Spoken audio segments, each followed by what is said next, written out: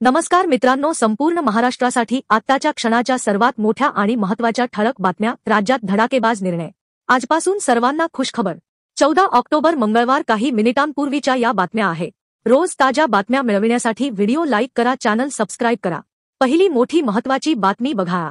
महाराष्ट्रातील लाडक्या बहिणींना ई-केवायसी करणं राज्य सरकारकडून अनिवार्य करण्यात आले आहे.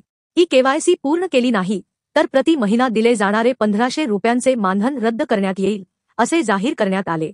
त्यामुळे ई-केवायसी करण्यासाठी राज्यातील लाडक्या बहिणींची झुंबड उडाली आहे. पण ई-केवायसी करताना लाडकीला अनेक अडचणींचा सामना करावा लागतोय. सर्व्हर व्यवस्थित काम करत नसल्यामुळे अनेक लाडकीला केवायसी करता येत नाही असे समोर आले. पुढील बातमी बघा. महाराष्ट्र राज्य माध्यमिक व उच्च माध्यमिक शिक्षण मंडळाने 2026च्या फेब्रुवारी-मार्चमध्ये होणाऱ्या 10वी आणि 12वीच्या परीक्षांचे वेळापत्रक जाहीर केले आहे. यानुसार उच्च माध्यमिक प्रमाणपत्र म्हणजेच 12वीच्या लेखी परीक्षा 10 फेब्रुवारी 2026 पासून सुरू होऊन 18 मार्च 2026 पर्यंत चालतील. तर माध्यमिक शाळा प्रमाणपत्र म्हणजेच 10वीच्या लेखी परीक्षा 20 फेब्रुवारी 2026 रोजी सुरू होतील आणि 18 मार्च 2026 रोजी संपतील. पुढील बातमी बघा. केंद्र सरकारनं पंतप्रधान शेतकरी सन्मान योजनेतील 31.01 लाख लाभार्थ्यांवर संशय व्यक्त केला आहे. या खात्यांची पुनर्पडताळणी करण्याचा निर्णय केंद्रीय कृषी मंत्रालयानं घेतला आहे.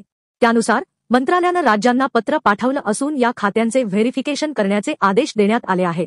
यासाठी येत्या दिवसांपर्यंत म्हणजेच 15 ऑक्टोबरपर्यंत ही व्हेरिफिकेशनची प्रक्रिया पूर्ण करावी लागणार आहे. त्यामुळे जर या खात्यांमध्ये काही गडबड घोटाळा आढळून आला तर या लाभार्थ्यांवर अपात्रतेची कारवाई देखील होऊ शकते. पुढील बातमी बघा. एसटीच्या सुमारे 85,000 कर्मचारी व अधिकाऱ्यांना दिवाळी भेट म्हणून 6,000 रुपये सानुग्रह अनुदान देण्याचा तसेच वेतन वाढीचा फरक वेतनासोबत देण्यासाठी महामंडळाला दरमहा 65 कोटी रुपये देण्याचा आणि पात्र कर्मचाऱ्यांना दिवाळी अग्रिम म्हणून 12,500 रुपये देण्याचा निर्णय उपमुख्यमंत्री एकनाथ शिंदे यांनी जाहीर केला. एसटीच्या सर्व कर्मचारी संघटनांची आणि कृती समितीची बैठक सह्याद्री अतिथीगृह येथे झाली.